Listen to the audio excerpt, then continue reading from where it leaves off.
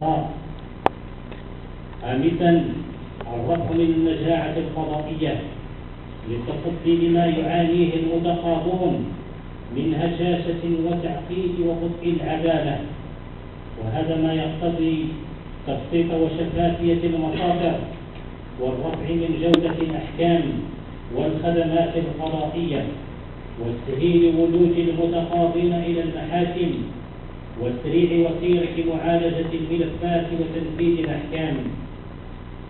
سادسا تخليق القضاء لتحصينه من الارتشاء واستغلال النفوذ ليساهم بدوره في تخليق الحياة العامة بالطرق القانونية.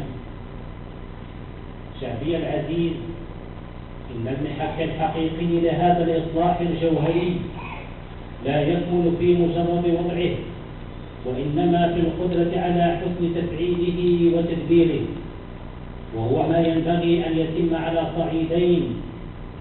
فعلى المستوى المركزي نؤكد أن مسؤولية تفعيل هذا الإصلاح والإشراف عليه منوطة بالحكومة وخاصة وزارة العدل.